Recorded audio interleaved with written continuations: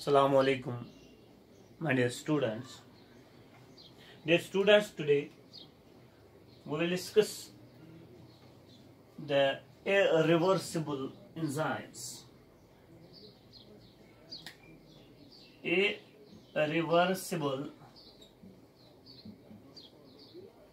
enzymes. Irreversible enzyme inhibition actually हमारा topic है irreversible enzyme inhibition. Irreversible enzyme inhibition, ठीक। Irreversible means irreversible का मतलब है रिवर्सिबल नहीं है, वापस नहीं आएगा। एंजाइम इनहिबिशन हियर क्या हो जाता है, जो इनहिबिटर होता है, इनहिबिटर जो होता है बेटा, वो बाइंड हो जाता है, यानी मिलता है, प्लस हो जाता है एंजाइम के साथ। यानी एंजाइम मिलता है इनहिबिटर के साथ इरिवर्सिबली। इरिवर्सिबली मतलब जो ही ये इसके साथ मिलता है, ये अब इसको छोड़ता नहीं, इनहिबिटर इसके साथ रहता है। कौन सा बॉन्ड बीच में बनता है इन दो के दरमियान, वो होता है बेटा कोवेलेंट बॉन्ड। कोवेलेंट बॉन्ड, वो इसका मतलब है inhibitor binds with the enzyme by covalent interaction. ये जो इनहिबिटर है या तो इस एंजाइम को कंप्लीटली डिस्ट्रॉय करता है, यानी खत्म हो चुका, या तो इसको कंप्लीटली डिस्ट्रॉय करता है, या कभी वी कैन से दैट ये कभी इसको छोड़ता नहीं है। It completely destroys the enzyme. कौन? इनहिबिटर। द इरिवर्सिबल नॉन, ये जो इनहिबिटर होता है ये कंप्लीटली डिस्ट्रॉय करता है किसको है बेटा? एंजाइम को। वो simply we can say that in irreversible inhibition inhibitor binds with the enzyme by covalent interaction। तो यहाँ इनहिबिटर कंप्लीटली डिस्ट्रॉय कर सकता है किसको? एंजाइम को। अगर आपको मैं एग्जांपल कोट करूंगा बेटा, यहाँ inhibition of cytochrome oxidase. Cytochrome oxidase it is an enzyme.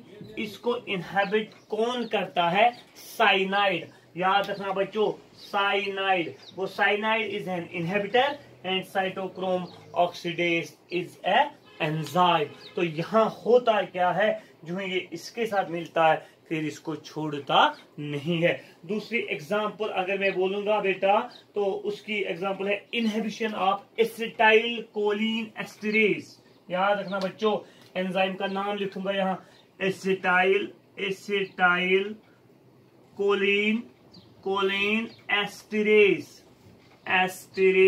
It is an enzyme. तो बेटा क्या हो जाता है, इसको कौन इनहिबिट करता है? किसको बेटा? Di isopropyl fluorophosphate. वो acetyl choline esterase is inhibited by di isopropyl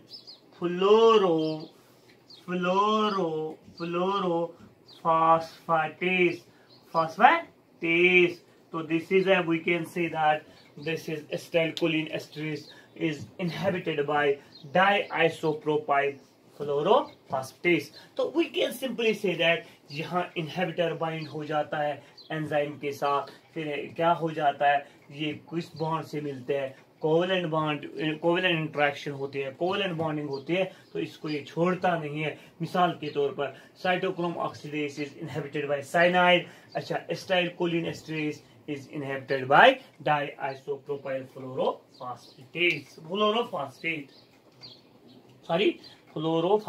नहीं, फ्लोरोफॉस्फेट है, फॉस्फेट। ठीक है ना बच्चों?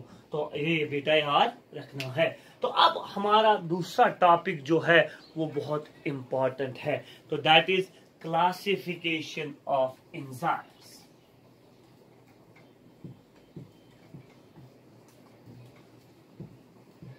Classification of enzymes.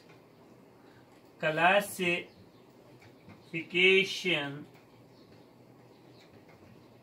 of enzymes. Enzymes are, according to IUB, International Union of Biochemistry, according to IUB यानी इंटरनेशनल यूनियन ऑफ बायोकेमिस्ट्री, क्या enzymes are classified into 6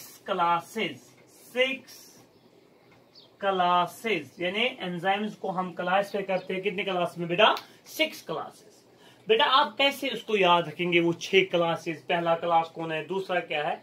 तो ऐसे आप याद रख सकते हैं, ओ तेरी हिल लासन इधर ला, तभी वन गुबरा, ओ तेरी हिल लासन इधर ला, हो तेरी हिल लासन इधर ला। ओ का मतलब है, ये पहला है ना, तो पहले हम इसी की बात करेंगे। वो पहला क्लास जो है वो ओ से आता है बेटा, तो वो होता है oxido reductase. Oxido reductases, oxido reductases. ये जो एंजाइम्स होते हैं ये कैटालाइज वो वाले रिएक्शंस को करते हैं जिनमें ऑक्सीडेशन और रिडक्शन हो जाती है। यानी बच्चों ऐसे एंजाइम्स जिनमें ऐसे रिएक्शंस जिनमें ऑक्सीडेशन और रिडक्शन प्रोसेसेस हो जाते हैं। मिसाल के तौर पर मैं एक एग्जांपल कोट करूंगा बेटा, मिसाल के तौर पर एक एग्जांपल मैं यहां कोट करूंगा। फॉर एग्जांपल पायरुवेट, ठीक, is converted into acetyl coenzyme A. Acetyl coenzyme A. Pyruvate is converted into acetyl coenzyme A. यहाँ एक एंजाइम लगता है जिसका नाम है pyruvate dehydrogenase. Pyruvate dehydrogenase, this is an enzyme. मगर होता क्या है यहाँ NAD positive is converted into NADH, ठीक है ना बच्चों। तो यहाँ क्या हो जाता है, और यहाँ इसमें we can say that oxidation और रिडक्शन प्रोसेसेस हो जाते हैं। तो इस एंजाइम को हम बोलेंगे ऑक्सीडो रिडक्टेस, ठीक। दूसरा है बेटा, ओ तेरी है ना बेटा, दूसरा है ट्रांसफेरेसिस। ओ तेरी हिल्लासन इधरला जो है अब है टी का मतलब है बेटा transferases. What does it mean? यानी ये एंजाइम ट्रांसफर करते हैं groups from one to other, मगर विदाउट हाइड्रोजन। मिसाल के तौर पर ग्लूकोज के साथ मिलाऊंगा बेटा ATP, ये बनेगा ग्लूकोज 6 फॉस्फेट। क्या बनेगा? Glucose 6 phosphate. ग्लूकोज के साथ मिला कौन? ATP, तो बना क्या? Glucose 6 phosphate. तो यहाँ जो एंजाइम लगता है उसका नाम है हेक्सोकाइनेज। इसका मतलब है यहाँ से एक ATP निकला, वो इसके साथ मिला, वो one group is transport to this group with the help of hexokinase, तो मिला क्या? ग्लूकोज 6 फॉस्फेट हो गया दूसरा। अब है तीसरा, ओ तेरी हिल है ना बेटा, हिल H से आता है, तो उनका नाम आता है हाइड्रोलेसिस।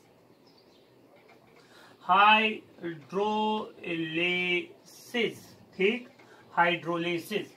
ये वो वाले एंजाइम्स होते हैं जो ब्रेक करते हैं बॉन्ड्स को। मिसाल मैं बोलूंगा कौन सा बॉन्ड ब्रेक कर सकते हैं ये? Carbon carbon bond, carbon halide bond, carbon carbon bond, carbon halide bond, ये आपके टेक्स्ट में लिखा है हेलाइड बॉन्ड।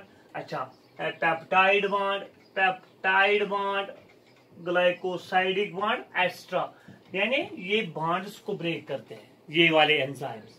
मगर hydro means water, by utilising the water, by using the water. मिसाल आपको मैंने डाइजेस्टिव सिस्टम में पढ़ाया, सक्रोज गोखंड, सक्रोज कन्वर्ट हो जाता है इनटू ग्लूकोज प्लस फ्रैक्टोज, है ना बेटा, glucose plus fructose with the help of an enzyme sucrase, with the help of an enzyme what, sucrase. Sucrase एक एंजाइम है, तो यहाँ ये कन्वर्ट करता है इसको इसमें, यानी बॉन्ड इसका ब्रेक हो जाता है, मगर इस्तेमाल क्या करेगा, by using water molecule. Clear? Such enzymes are called as hydrolysis. अब ओरिक,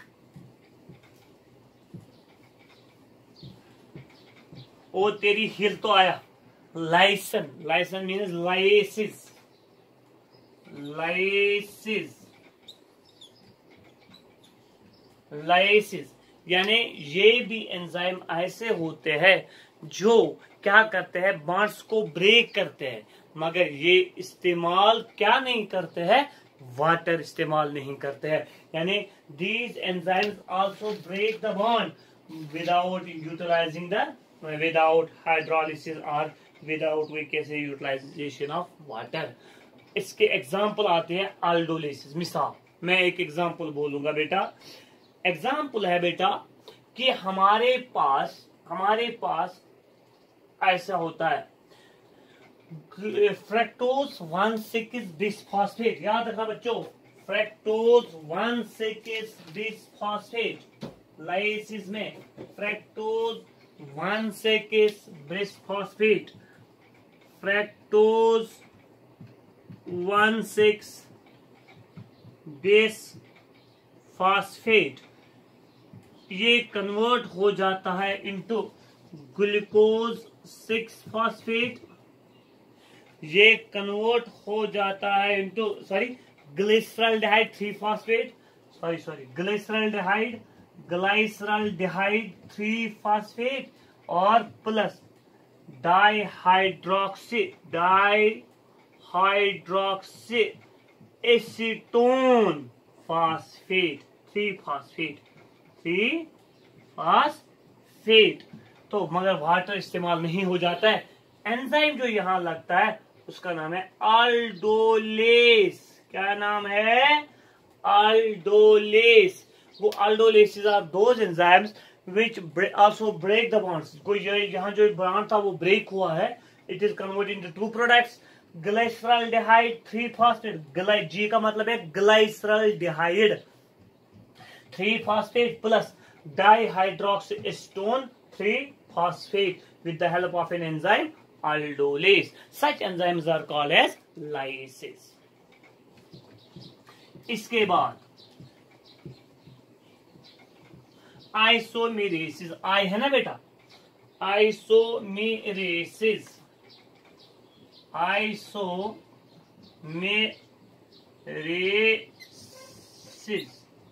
आइसोमेरेसिस यानी ये इंट्रामॉलिक्यूलर रीअरेंजमेंट्स करते हैं, यानी ये वो एंजाइम्स है जो हेल्प करते हैं इन रीअरेंजमेंट, इंट्रामॉलिक्यूलर रीअरेंजमेंट।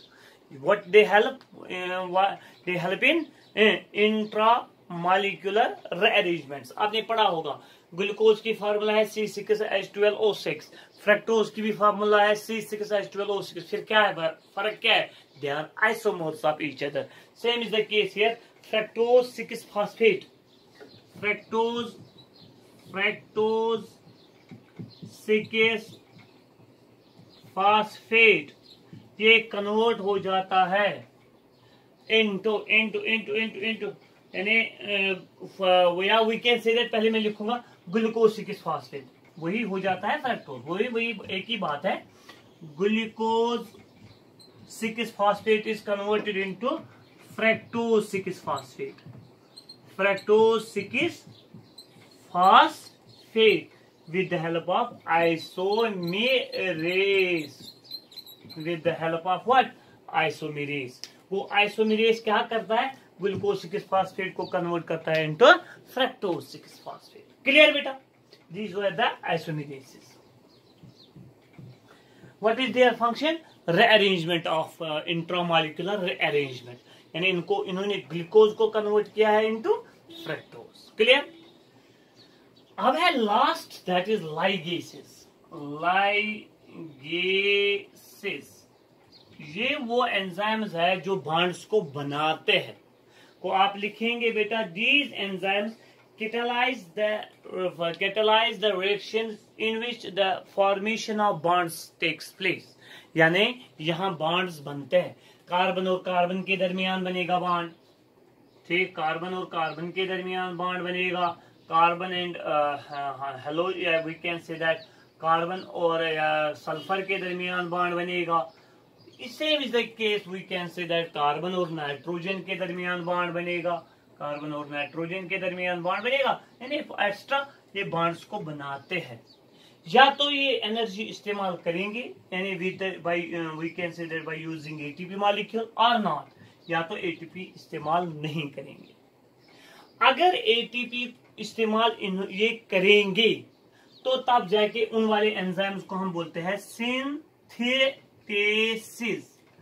अगर नहीं करेंगे तो बोलेंगे सिंथेसिस। सिंथेसिस, सिंथेसिस और सिंथेसिस।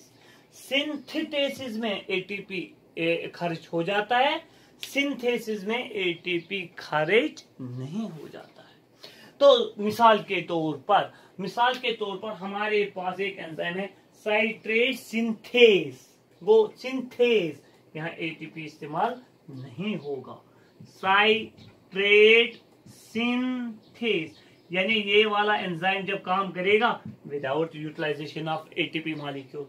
यहाँ एक एंजाइम है जो मेरे पास है, इसकी एग्जांपल है कार्बोनाइल फॉस्फेट सिंथेटेस।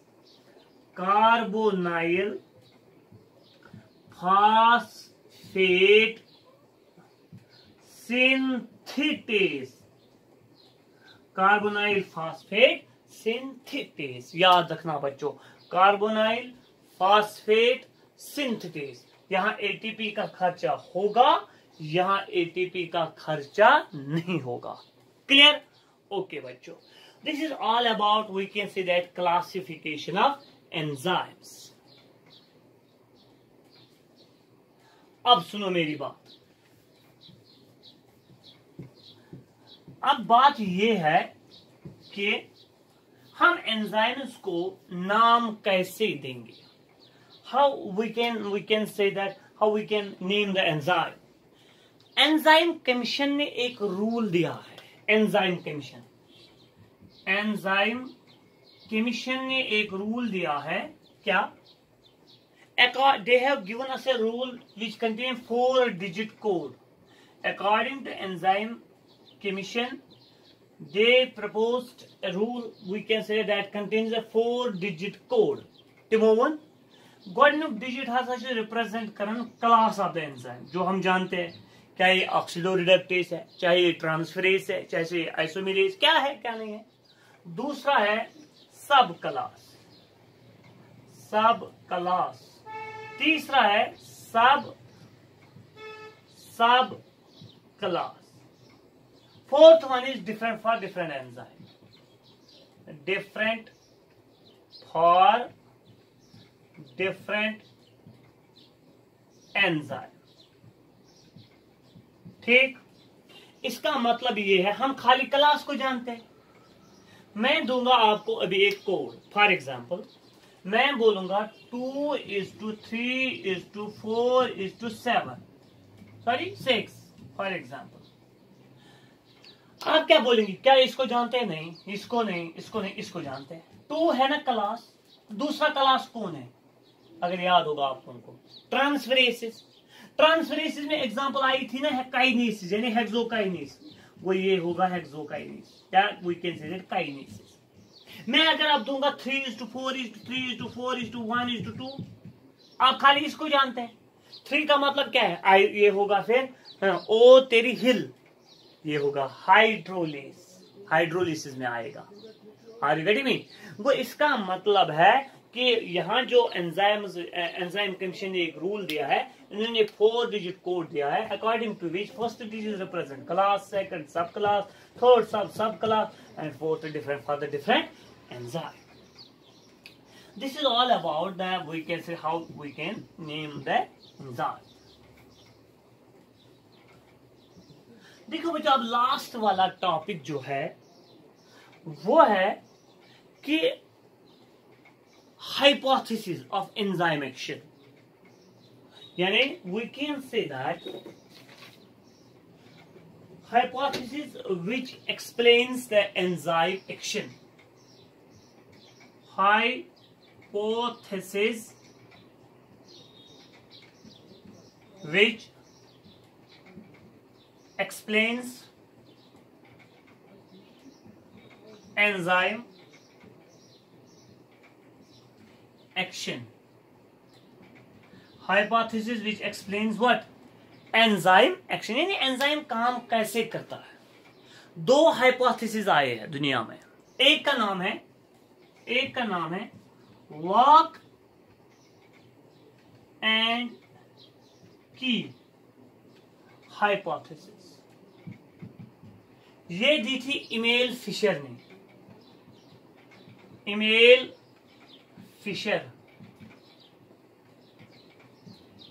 फिशर किसने दी थी? इमेल फिशर ने. कौन से hypothesis? Lock and key hypothesis. According to this hypothesis जो एक्टिव साइट होती है एंजाइम की, मानो this is an enzyme here, it is an active site. Active site of an enzyme is always fixed. यानी इतकन कुल्फ आसान यथ मज कुन त्रावान सह फिक्स्ड. क्लियर? सह पन्नी जाए डलन कहीं. यानी active site of an enzyme is not flexible but it is fixed. Number 1. Enzyme हसा रिप्रेजेंट करन लॉक प्लस जब सबस्ट्रेट इसके साथ मिलेगा ये रिप्रेजेंट करता है की, तो बनाता है एंजाइम लॉक एंड की. हारी घटी में तो हम बोलेंगे फिर ऐसे बनेगा लाइक दिस. वो enzyme substrate complex. What is this? Substrate. What is this? Enzyme. क्या according to lock and key hypothesis, enzyme represents lock and the substrate represents the key. The active site of the enzyme is always fixed. It is not flexible. यही बोला था किसने बोला था ये बेटा? ये बोला था इमेल फिशर. अब दूसरी हाइपोथेसिस क्या है? वो दी थी खॉशलैंड ने. उसको हम नाम देते हैं इंड्यूस्ड फिट हाइपोथेसिस.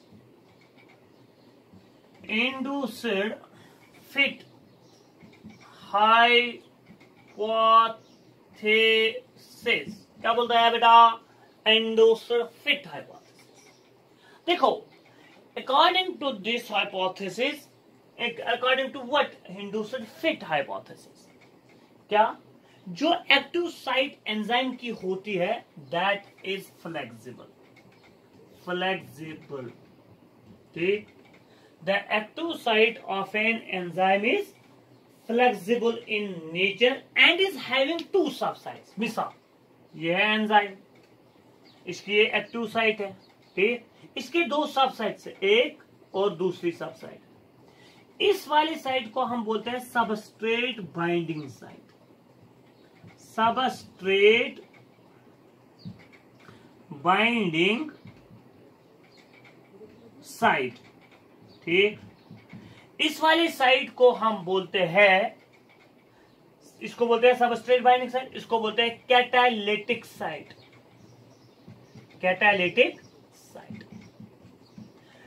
देखो यहां फॉर एग्जांपल ये सबस्ट्रेट है, दिस इज सबस्ट्रेट. ये आया और बाइंड हो जाएगा इसके साथ. इसका दूसरा नाम है बटरेसिंग साइट भी. बटरेसिंग साइट. ये आएगा और मिलेगा इसके साथ. वो मिल गया सबस्ट्रेट. सबस्ट्रेट किस साइट के साथ मिला? सबस्ट्रेट बाइंडिंग साइट के साथ. कैटालिटिक साइट नजदीक आते हैं. जब ये नजदीक आते हैं यानी मूवमेंट दिखाती है, तब इट इज फ्लेक्सिबल. ये फ्लेक्सिबल है तो ये इसके नजदीक आ जाती है, तो फिर इसकी कैटालिसिस करती है, तो क्या हो जाएगा? प्रोडक्ट बन जाएगा. वो according to induced fit hypothesis. ये हाइपोथेसिस किसने दी थी? अभी मैंने बोला खॉशलैंड ने. Hochland. According to this site, क्या active site of an enzyme is flexible and is having two subsites. One is called as substrate binding site and other is called as catalytic site. Substrate binds with substrate binding site. Catalytic site come close to it and causes its catalysis and converts it into the product. Clear? This is all about the enzymes. इंशाल्लाह कल हम discuss करेंगे cell cycle बेटा।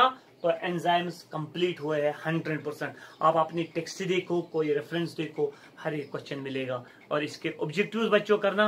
और जब कोई objective नहीं आएगा तब मुझे कॉल करना, उसके बारे में हम डिस्कस करेंगे। अल्लाह हाफिज।